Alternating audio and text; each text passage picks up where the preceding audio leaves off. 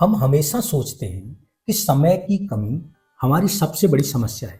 आपको क्या लगता है, समय का मैनेजमेंट ना करना हमारी समस्या है, या फिर आप भी मानते हैं आज के समय में समय का मैनेजमेंट इतना पावरफुल नहीं है जितना आपके विचारों का मैनेजमेंट है?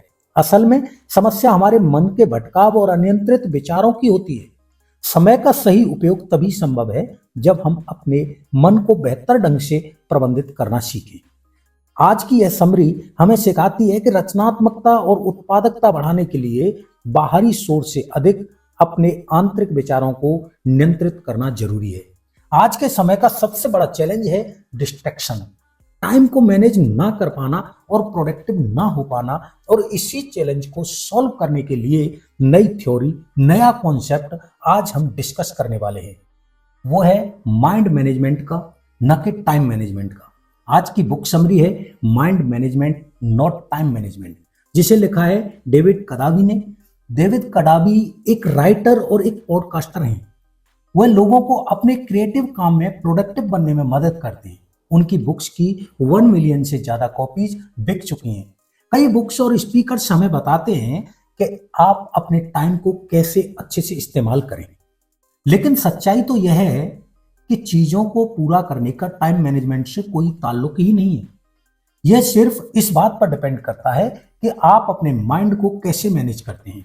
जैसे जैसे समय बदलता जाता है, बहुत सारी चीजें बदलती हैं, और जो चैलेंज हमारे सामने आते हैं उनके नए नए सॉल्यूशंस भी हमारे सामने आते हैं। समय रहते हमें भी उन सॉल्यूशंस को समझना चाहिए। यह समरी माइंड मैनेजमेंट को पाने के लिए आपको कुछ सिंपल और पावरफुल टेक्निक से सिखाने वाली है। अगर आप इस वीडियो को स्किप किए बिना पूरा देखते हैं तो मैं विश्वास के साथ कह सकता हूं कि आज आप अपने विचारों को मैनेज करना सीख जाओगे। तो आइए बिना देर किए शुरू करते हैं आज की book summary mind management not time management. लोग रोज पैसा कमाने की भागदौड़ में लगे रहते हैं। आप इसे अपने चारों ओर देख सकते हैं। इसीलिए आपको हर एक सेकंड को सही जगह पर इस्तेमाल करना चाहिए। पैसा कमाने के लिए आप अपना कैलेंडर अलग अलग एक्टिविटीज से इस कदर भर देते हैं कि आपके पास आराम करने का वक्त ही नहीं होता है। और इतना ही नहीं, आजकल तो लोग मल्टीटास्किंग भी करने लगते हैं, यानी कई काम एक साथ करना, जैसे लंच करते हुए अपने ईमेल का जवाब देना। क्या यह वही भागदौड़ वाला कल्चर है जिसका एक हिस्सा बनकर सभी लोग गर्व महसूस करते हैं? क्या हमेशा थका थका रहना, गुस्सा करना या परेशान महसूस करना आम बात हो गई है? यह समरी यह साबित कर देगी कि टाइम मैनेजमेंट अब किसी काम का नहीं रहा है, और इससे आपको कुछ भी नहीं मिलेगा। आप यह सीखेंगे कि माइंड मैनेजमेंट सक्सेस पाने और कोई भी काम करने में कैसे आपकी मदद कर सकता है। आप ये भी सीखेंगे कि कुछ पाने के लिए आपको किसी भी तरह की जल्दबाजी करने की कोई जरूरत नहीं है। टाइम मैनेजमेंट नहीं, माइंड मैनेजमेंट अपने गोल्स को पाने का बेहतर तरीका है। तो आइए शुरू करते हैं chapter 1, mind management not time management. इस बुक के ऑथर डेविड कडावी खुद को एक राइटर नहीं मानते थे। उन्हें बचपन से ही लिखना पसंद नहीं था, लेकिन एक दिन उन्हें एक ऐसी बुक डील ऑफर की गई जिसे कोई बेवकूफी मना कर सकता था। इसीलिए डेविड ने अपनी लाइफ को इस तरह प्लान किया ताकि वह एक बुक लिख सके। सबसे पहले उन्होंने इस बात का ध्यान रखा कि उनके पास बुक लिखने के लिए अच्छा खासा टाइम हो।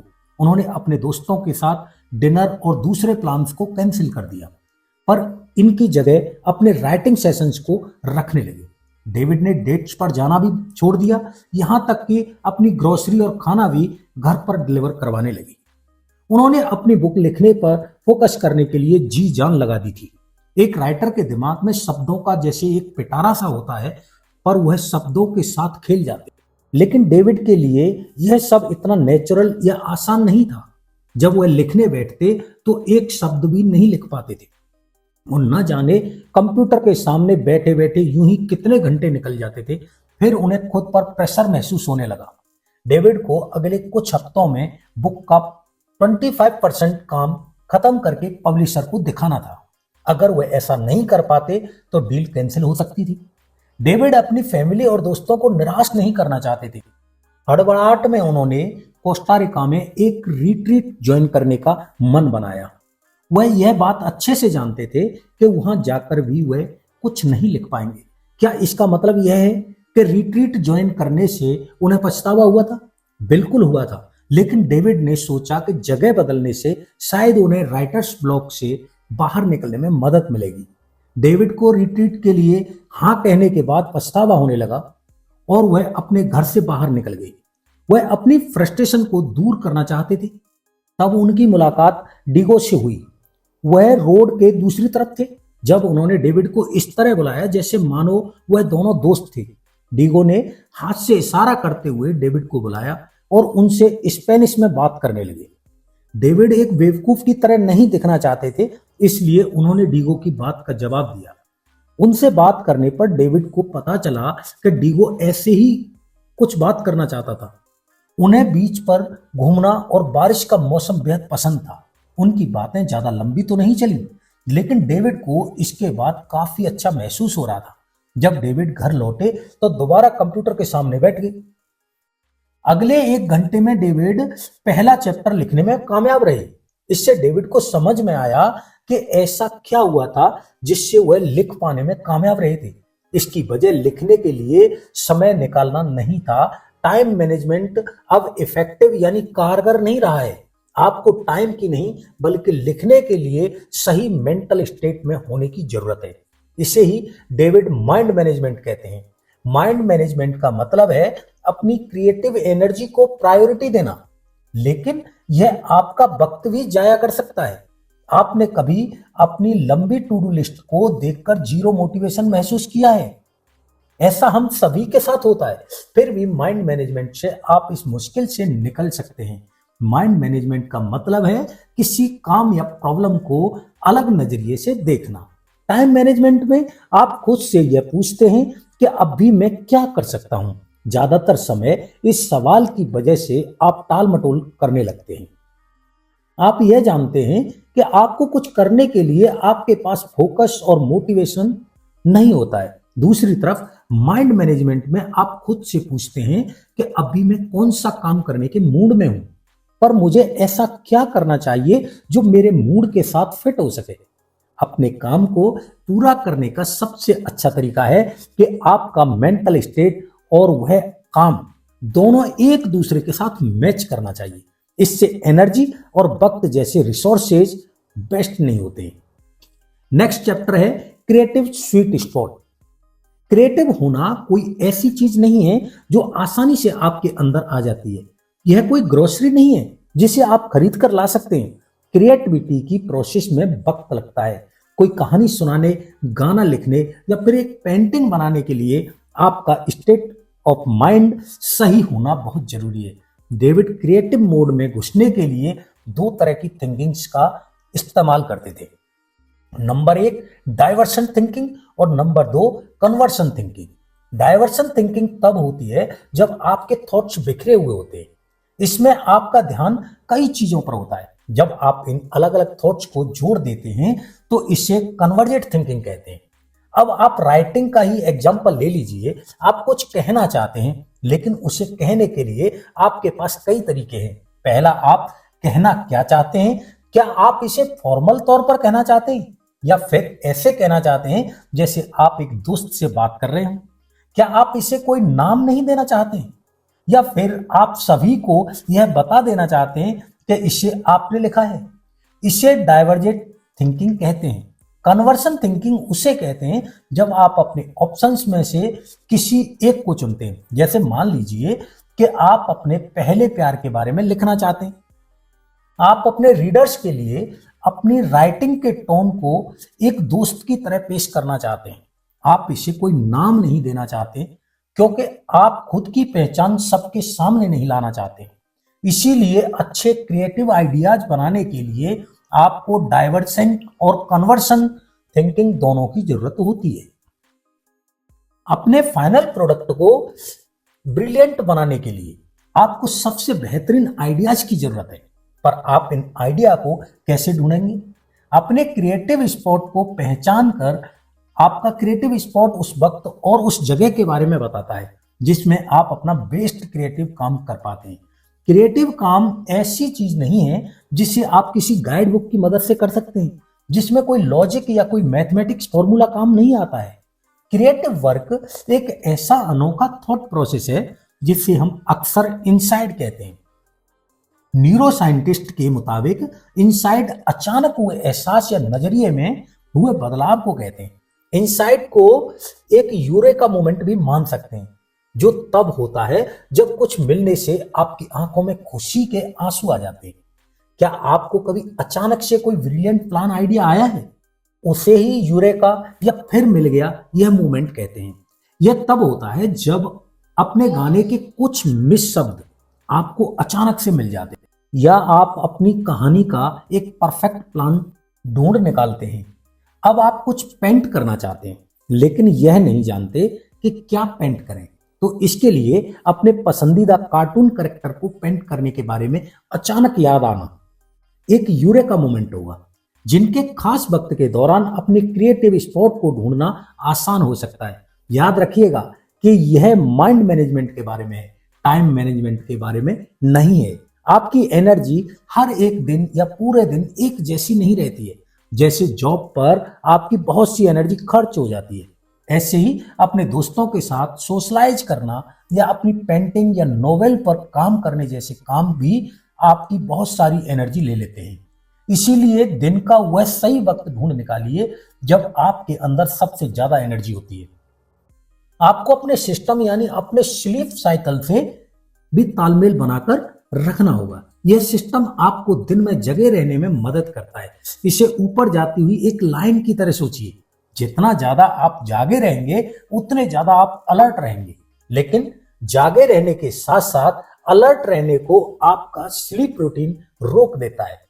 दूसरे शब्दों में कहें, अगर आप एक रात अच्छे से नहीं सोएंगे तो आपका स्लीप डेड बहुत ज्यादा हो जाता है। अपने स्लीप डेड को नीचे जाती हुई एक लाइन की तरह सोचिए, क्योंकि यह आपके एनर्जी को कम करता है। आपके सिस्टम और स्लीप डेड दोनों की लाइन दोपहर के शुरुआती वक्त लगभग 2:30 पर मिलती है। इसी वजह से आप इस वक्त सुस्त और थका हुआ महसूस करते हैं। अपनी बॉडी क्लॉक को समझने से आपको अपने काम पर आसानी से फोकस करने में मदद मिलती है। बहुत से लोग सुबह सुबह बहुत फोकस्ड होकर काम करते हैं। जैसे बेस्ट वायलिन प्लेयर अपने दिन की शुरुआत 2-4 घंटे मन लगाकर प्रैक्टिस करते हैं। मशहूर राइटर वर्जीनिया वुल्फ और साइकोलॉजिस्ट BFP ऐसा ही करते हैं। ऐसा इसलिए क्योंकि सुबह का वक्त वह समय होता है जब लोग पूरी तरह से जगे हुए और सबसे ज्यादा अलर्ट रहते हैं। अपने क्रिएटिव स्पॉट को हासिल करने के लिए डेविड ने एक और तरीका बताया है। इसे वह फर्स्ट आवर रूल कहते हैं, जो अपने काम को पूरा करने में उन्हें डिसिप्लिन रहने में मदद करता है। जब आप अपने दिन का सबसे पहला घंटा अपने प्रोजेक्ट पर लगाते हैं तो उसे फर्स्ट आवर रूल कहते हैं। और यह कोई ऐसा वैसा प्रोजेक्ट नहीं होना चाहिए, बल्कि आपका सबसे इंपॉर्टेंट प्रोजेक्ट होना चाहिए। ऐसा करने से आप उस प्रोजेक्ट को जल्दी पूरा कर पाएंगे। इसे सुनकर ऐसा लग रहा होगा कि क्या ऐसा सच में मुमकिन है? तो जवाब है जी हाँ, बिल्कुल मुमकिन है। अपने दिन की शुरुआत अपने सबसे इंपॉर्टेंट काम से कीजिए, यानी एक ऐसे काम से जो आपको करना ही है। ऐसा करने से इसे पूरा करने के लिए आपके आलसी होने के चांसेस काफी कम हो जाते हैं। ऐसा करना उस काम में आने वाली रुकावट को भी रोकता है। इस इंपॉर्टेंट लर्निंग को लेने के बाद बढ़ते हैं नेक्स्ट चैप्टर की ओर, द 4 स्टेजेस ऑफ क्रिएटिविटी। जब आप असल में राइटिंग और पेंटिंग नहीं कर रहे हैं, तब भी आप राइटिंग और पेंटिंग कर सकते हैं। क्रिएटिविटी का प्रोसेस सिर्फ राइटिंग और पेंटिंग के बारे में नहीं है। इसे सोशल साइकोलॉजिस्ट ग्राम बोलर कंट्रोल के 4 स्टेज या क्रिएटिविटी के 4 स्टेज कहते हैं। पहला स्टेज है प्रिपरेशन, यानी कि तैयारी करना। यह तब होता है जब आप अपने प्रोजेक्ट के बारे में सब कुछ सोचते हैं। आपकी स्टोरी में कौन से कैरेक्टर होंगे, आपका गाना कितना लंबा होगा, पेंटिंग बनाने के लिए आप किस चीज का इस्तेमाल करेंगे। यह ब्रेन स्टॉर्मिंग यानी दिमाग चलाने वाला स्टेज है। इसमें आपके पास अपने प्रोजेक्ट की इतनी इंफॉर्मेशन होती है कि आप एक चलते फिरते इंसाइक्लोपीडिया की तरह हो जाते हैं। डेविड ने भी अपनी बुक पर इसी तरह काम करना शुरू किया था। ऐसा भी वक्त हुआ जब वह अपने लिविंग रूम में बैठकर इंफॉर्मेशन के ऐसे सोर्सेज को खोलकर देखा करते थे। डेविड के चारों ओर बुक्स, न्यूज़पेपर और जर्नल्स बिखरे रहते थे। उनके पास एक व्हाइट बोर्ड भी था, उस पर वे पॉसिबल टॉपिक्स और चैप्टर लिखते थे। डेविड ने जो रिसर्च की थी वो समय की बर्बादी नहीं थी, यह उन्हें क्रिएटिविटी के अगले स्टेज तक पहुंचने में मदद कर रही थी। दूसरा स्टेज, इंक्यूबेशन। यह ऐसा वक्त होता है जब आप अपने प्रोजेक्ट पर इतना एक्टिव होकर काम नहीं करते हैं, आप शायद किसी और चीज पर काम कर रहे होते हैं या फिर अपने दोस्तों या फैमिली के साथ वक्त बिता रहे होते हैं। हमें बीच बीच में ब्रेक लेने की जरूरत होती है। इसी काम को तुरंत पूरा करने के लिए खुद को मजबूर करना हमेशा काम नहीं करता है। ऐसा करने से आप फ्रस्ट्रेट होने लगेंगे और आपको गुस्सा आ जाएगा। ऐसा होने से आपको अपने क्रिएटिव स्पॉट को ढूंढने में और तीसरे स्टेज पर जाने में मुश्किल होगी। तीसरा स्टेज एलिमिनेशन है। यह यूरेका या आहा मोमेंट है।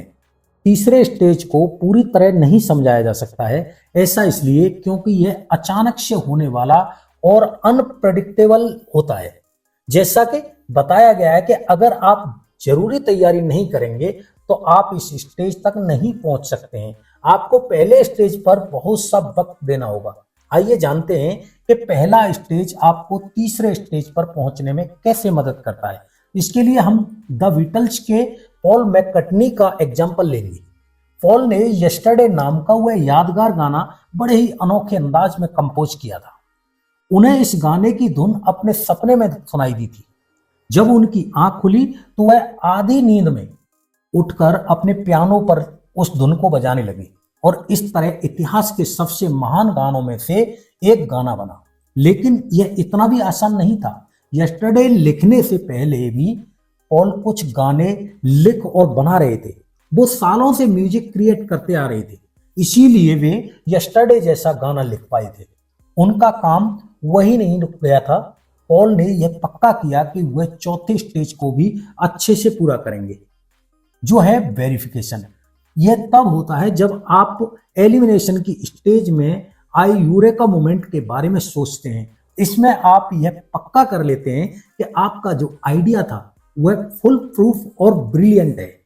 आप यह डबल चेक करते हैं कि किसी चीज की कमी तो नहीं है। पॉल को 100% विश्वास तो नहीं था कि उनका बनाया हुआ गाना ओरिजिनल था। उन्हें लगा कि हो सकता है कि यह भी एक ऐसी धुन थी जो उन्होंने पहले कभी सुनी थी। उस वक्त एप्लीकेशन या सॉफ्टवेयर नहीं हुआ करते थे जो यह बता सकें कि कोई धुन ओरिजिनल है या नहीं। इसीलिए पॉल ने 1.5 साल इस बात को पक्का करने में ही लगा दिया कि वह धुन उनकी खुद की थी या नहीं। इसी दौरान उन्होंने अपने गाने को बदलने के लिए उसके लिरिक्स, ट्यून और अरेंजमेंट को सुधारने पर काफी काम किया। अगर आप क्रिएटिविटी के हर स्टेज में अपना वक्त नहीं लगाएंगे तो आप कभी कोई मास्टरपीस नहीं बना सकते। आपको इस पूरे प्रोसेस के हर स्टेज से होकर गुजरना होगा। नेक्स्ट चैप्टर है the 7 mental state of creative work. David का कोई स्ट्रिक्ट रूल नहीं था, लेकिन उनके पास करने के लिए ऐसे काम और जाने के लिए ऐसी जगह थी जो उन्हें लिखने के सही मूड में लाने में मदद करती थी। अपनी छोटी सी नोटबुक में कुछ लिखने के लिए वह जॉन हेडक सेंटर के 19th फ्लोर पर जाते थे। यह थॉट शुरुआत में बिखरे हुए से रहते हैं, लेकिन इन्हें लिखने के बाद डेविड को वह दूसरी चीजें भी दिखने लगती हैं जो उन्हें लगता था कि अपने बुक में शामिल करनी चाहिए। जॉन हेडक सेंटर डेविड को उनके थॉट्स को अरेंज करने में मदद करता था। अफसे कॉफी नाम की एक कॉफी प्लेस थी जो डेविड को बहुत पसंद थी। वहां का मन लुभाने वाला खूबसूरत नजारा और कॉफी बीन्स की सुगंध उस जगह को राइटिंग के लिए एक आइडियल जगह बनाती है। डेविड की तरह आप भी अपने मेंटल स्टेट के मुताबिक अलग अलग तरीके के काम कर सकते हैं। आपका mental state in 7 mental state में से एक हो सकता है। पहला है प्रायोरिटाइज मेंटल स्टेट। यह तब होता है जब आप यह फैसला लेते हैं कि आपको क्या करने की जरूरत है और आप इसे कैसे हासिल करेंगे। इसमें आप यह भी डिसाइड करते हैं कि क्या इंपॉर्टेंट है और क्या नहीं। यही तो डेविड जॉन हेडक सेंटर में करते थे। दूसरा है एक्सप्लोर मेंटल स्टेट। यह रिसर्च करने के बारे में नहीं है। इसमें स्पेसिफिक सवालों के स्पेसिफिक जवाबों को देने की जरूरत नहीं होती। एक्सप्लोर मेंटल स्टेट में अपनी क्यूरियोसिटी को खाली छोड़ने और इसके लिए गिल्टी फील ना करने के बारे में कहा गया है। जैसे मान लीजिए कि आप कुछ पेंट करने का सोच रहे हैं, आपको क्या पेंट करना है, आप इस बात पर रिसर्च करते हैं, लेकिन इस चक्कर में आप पेंटिंग की हिस्ट्री पर एक पूरी डॉक्यूमेंट्री देख डालते हैं। आप अपनी क्यूरियोसिटी को फ्री छोड़ देते हैं, यानी आजाद कर देते हैं। तीसरा है रिसर्च मेंटल स्टेट। यह ऐसी जगह है जहां आप स्पेसिफिक सवाल और उसके जवाब ढूंढते हैं। डेविड ज्यादातर वक्त स्टेट में रहते हैं। वो यह रिसर्च करते हैं कि एक चैप्टर को कैसे बनाया जाए या फिर यह कैसे वेरीफाई किया जाए कि अपनी बुक में जो भी वो लिखने वाले हैं वह सही है या नहीं। चौथा है जनरल मेंटल स्टेट। यह वह स्टेट है जहां आप एक्चुअल में काम करते हैं। आप पहले दिए गए मेंटल स्टेट में इकट्ठे किए गए आइडियाज को जोड़कर कुछ बनाते हैं, जैसे अपना पहला ड्राफ्ट लिखना। पांचवा है पॉलिश मेंटल स्टेट। यह स्टेज उस काम को एडिट करने और तराशने का है जो आपने पिछली स्टेज में बनाया था। जैसे आप यह ध्यान देते हैं कि आपके सेंटेंस का कोई मतलब हो। पेंटिंग में आप यह चेक करते हैं कि कैनवास पर ऐसी कोई जगह ना छूट गई हो जहां आपने पेंट नहीं किया, या कोई ऐसा कलर तो नहीं है जिसे आपको और ज्यादा डीप या हल्का करने की जरूरत है। छठा है एडमिनिस्ट्रेटिव मेंटल स्टेज। आप हमेशा अपने क्रिएटिव काम पर फोकस नहीं कर सकते। आपकी भी कुछ जिम्मेदारियां हैं जो आपको करनी होंगी, जैसे अपने बिल्स भरना और अपनी फैमिली के साथ वक्त बिताना। यह मेंटल स्टेज इसलिए जरूरी है क्योंकि आपको अपनी लाइफ के दूसरे एरिया पर भी ध्यान देना होगा। आखिर में रिचार्ज मेंटल स्टेट होता है। इसमें आपको खुद को आराम देने और रिफ्रेश करने की जरूरत होती है। एक दिन छुट्टी लीजिए या वेकेशन पर जाइए। जब डेविड अपनी बुक को लेकर स्ट्रेस लेते हैं तो वह मसाज लेने चले जाते हैं। कभी कभी फनी वीडियो या मूवी देखना भी इसमें मदद कर सकता है। खुद को शांत करने और अपने माइंड को रिलैक्स करने के तरीके ढूंढें।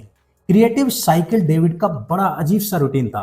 रात को 12 बजे से सुबह 4 बजे तक वह सिर्फ अपनी बुक पर फोकस करते थे। सुबह 4 बजे वह लाइट ऑफ करते, अपना कंप्यूटर बंद करते और दोपहर तक सोते रहते थे। अगले दिन दोपहर में डेविड तैयार होते और कॉफी शॉप चले जाते। वह कैफे में तब तक काम करते जब तक उसके बंद होने का वक्त नहीं हो जाता था। इसी को डेविड क्रिएटिव साइकिल कहते हैं। यह एक ऐसा रिपीट होने वाला साइकिल है जिसमें अपने काम में आगे बढ़ने के साथ साथ आपको आराम करने का वक्त भी मिलता है। क्रिएटिव साइकिल में क्रिएटिविटी के 4 स्टेज होते हैं। क्रिएटिव साइकिल को टाइम पर वेस्ट होने की जरूरत नहीं है। यह हफ्तों और यहां तक कि कई अलग अलग मौसम पर वेस्ट हो सकता है। आइए क्रिएटिव साइकिल का एक एग्जांपल देखते हैं। वेट क्रिएटिविटी की पहले स्टेज प्रिपरेशन को रात में करना पसंद करती है। रात की शांति उन्हें फोकस करने में मदद करती है, इसलिए वो अपने गाने के लिए बहुत सी इंफॉर्मेशन ढूंढ पाती हैं। ये क्रिएटिविटी के दूसरे स्टेज में चली जाती हैं, जो है इनक्यूबेशन। जब वो सोती हैं तब उनका ध्यान अपने क्रिएटिव काम पर नहीं रहता। इससे उनको इंस्पायर्ड महसूस होता है। वह क्रिएटिविटी के तीसरे स्टेज में पहुंचती हैं, जिसमें उन्हें एक आहा मोमेंट मिलता है। उन्हें अपने गाने से सही अल्फाज मिल जाते हैं और वह तुरंत उन्हें अपने पास रखे टिश्यू पेपर पर लिख लेती हैं। पूरे दोपहर अपने गाने को सुधारने में लगा देती हैं। वह कुछ अल्फाजों को बेहतर अल्फाजों से बदल देती हैं और उस धुन को बजाने के लिए बेस्ट इंस्ट्रूमेंट को चुनती हैं। अपने माइंड को मैनेज करने के लिए बहुत से ऑप्शंस हैं। आपको सिर्फ वो ढूंढने की जरूरत है जो आपको सबसे ज्यादा सूट करता है। नेक्स्ट चैप्टर है क्रिएटिव सिस्टम। एक बार डेविड बड़ी मुश्किल में थे। उन्हें अपने पॉडकास्ट के लिए डॉक्टर रॉक के साथ इंटरव्यू करना था। डॉक्टर रॉक डेविड के लिए एक इंस्पिरेशन थे। उन्होंने you our brain at work नाम की एक बुक लिखी थी, जिसकी मदद से डेविड यह समझ पाए थे कि क्रिएटिव वर्क में माइंड कैसे काम करता है। डेविड डॉक्टर रॉक को अपना आइडियल मानते थे, लेकिन जिस दिन डेविड को डॉक्टर रॉक से बात करनी थी, उन्हें कई मुश्किलों का सामना करना पड़ा।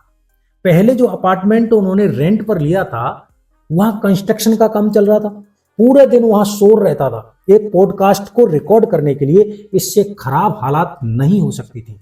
दूसरा, डेविड हाल ही में अपनी बुक लिखने के लिए पनामा सिटी में रहने आए थे, पर अपने नए मोहल्ले को इतने अच्छे से नहीं जानते थे, इसलिए उन्हें इस बात का कोई अंदाजा नहीं था कि इंटरव्यू के लिए उन्हें कोई अच्छी दूसरी जगह कहां मिल सकती है। तीसरा, डेविड जानते थे कि इस इंटरव्यू का शेड्यूल बदलना नामुमकिन होगा, क्योंकि डॉक्टर रॉक जैसे जाने माने लोग हमेशा बिजी रहते हैं। यह जिंदगी में एक बार मिलने वाला सुनहरे मौके जैसा था। ऐसा लग रहा था कि यह साफ है कि क्या होने वाला है। डेविड को पॉडकास्ट कैंसिल करना होगा। उस दिन कुछ भी ठीक नहीं हो रहा था, लेकिन विट का क्रिएटिव सिस्टम एक्टिवेट हुआ और उन्होंने डॉक्टर रॉक को एक ईमेल लिखा। न जाने कैसे, लेकिन अचानक से वह नाउम्मीद महसूस नहीं कर रहे थे।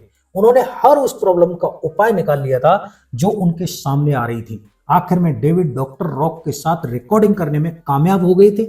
क्रिएटिव सिस्टम में एक ऐसी रिपोर्टिंग प्रोसेसर है जो आपको अपने क्रिएटिव काम को करने में मदद करता है। यह आपको जानने में मदद करता है कि अपनी मेंटल एनर्जी को ध्यान में रखते हुए क्या स्टेप्स लेने चाहिए। क्रिएटिव सिस्टम को एक छाते की तरह सोचिए जो आपकी क्रिएटिव साइकिल और क्रिएटिविटी के स्टेज को कवर देता है। यह बेसिकली पूरे क्रिएटिव प्रोसेसर की देखरेख करता है। क्रिएटिव सिस्टम को कम से कम क्रिएटिव डोज की जरूरत होती है। यह वह सबसे छोटी चीज है जो आप अपने क्रिएटिव काम को आगे बढ़ाने के लिए कर सकते हैं। मान लीजिए कि आप एक राइटर हैं, आपका मिनिमम क्रिएटिव डोज है अपनी बुक का एक पैराग्राफ लिखना। मिनिमम क्रिएटिव डोज आपको अपनी दूसरी प्रायोरिटी पर ध्यान देने में मदद करता है। क्रिएटिव काम के लिए ओपन लूप भी अच्छी चीज है। आइए इसे एक एग्जांपल से समझते हैं। जब आप अपनी बिल्ली को खाना देते हैं तो आप ध्यान देते हैं कि उसका खाना खत्म होने वाला है। आप सुपरमार्केट से बिल्ली का खाना लेने के लिए एक मेंटल नोट बना लेते हैं। यह एक ओपन लूप इसलिए है क्योंकि कैट फूड खरीदना है आपके दिमाग में लगातार चलता रहता है, तब भी जब आप दूसरा काम कर रहे होते हैं। ओपन लूप आपके माइंड में जगह बनाए रहता है, यानी मेंटल स्पेस। यह जगह तभी खाली हो सकती है जब आप उस काम को पूरा कर लेते हैं, यानी कैट फूड खरीद लेते हैं। यह एक नेगेटिव चीज जैसा लग रहा है ना? लेकिन ओपन लूप आपकी क्रिएटिविटी के लिए फायदेमंद होते हैं या आपके प्रोजेक्ट को आगे बढ़ाने में मदद करते हैं। आइए उस एग्जांपल पर वापस चलते हैं जहां आप एक राइटर थे और अपनी बुक के लिए एक पैराग्राफ लिख रहे थे कि आपके दिमाग में एक कूपन लूप बनता है जिसे आप अगले दिन और आगे आने वाले दिनों में वापस देख सकते हैं। इस तरह अगर आप अपना पूरा दिन राइटिंग में नहीं भी लगा पाते हैं तो भी आपको गिल्टी महसूस नहीं होगा। जब तक आप प्रोग्रेस कर रहे हैं आप आगे बढ़ते रहेंगे और अपना मोमेंटम नहीं खोएंगे। क्रिएटिव सिस्टम की सबसे अच्छी बात यह है कि आप बहुत सारे ओपन लूप रख सकते हैं। एक लूप आपकी स्टोरी के प्लॉट से जुड़ सकता है, जबकि दूसरा स्टोरी के कैरेक्टर के बैक से क्रिएटिव सिस्टम आपको बहाने बनाने से भी रोकता है। आप यह भी नहीं कह सकते हैं कि आपके पास टाइम नहीं है, क्योंकि मिनिमम क्रिएटिव डोज के लिए कुछ ही मिनट चाहिए होते हैं। दोस्तों, आपने आज की इस वीडियो से सीखा कि माइंड मैनेजमेंट क्या होता है। इसका मतलब है अपने काम को करने के लिए सही मेंटल स्टेट बनाना। यह खुद से यह पूछना है कि मैं कौन सा काम करने के मूड में हूं, पर मैं ऐसा क्या कर सकता हूं जो उस मूड में फिट हो सके। दूसरा, आपने सीखा कि अपने क्रिएटिव स्वीट स्पॉट को ढूंढकर आप माइंड मैनेजमेंट हासिल कर सकते हैं। कन्वर्सन थिंकिंग अप्लाई करने से आप ऐसा कर पाएंगे। दोनों तरीकों से आप यूरेका मोमेंट्स बना सकते हैं जो आपके क्रिएटिव काम में अचानक आए कामयाबी की तरह होता है। अपने क्रिएटिव स्वीट स्पॉट को ढूंढने के लिए आपको अपने सबसे प्रोडक्टिव टाइम को पहचानना होगा। ज्यादातर लोग सुबह का काम करना पसंद करते हैं क्योंकि उस वक्त के दौरान डिस्ट्रैक्शन कम होते हैं। तीसरा, अपने क्रिएटिविटी के 4 स्टेज के बारे में जाना। आपको कुछ कमाल का करने के लिए इन सभी स्टेजेस से गुजरना होगा। ये जितने भी टूल्स और लर्निंग्स आपको मिली हैं वह आपके लिए वैल्यूएबल साबित होंगी और आप इन्हें अपनी लाइफ में इंप्लीमेंट कर सकते हैं। आपको यह वीडियो कैसी लगी हमें कमेंट में बताएं।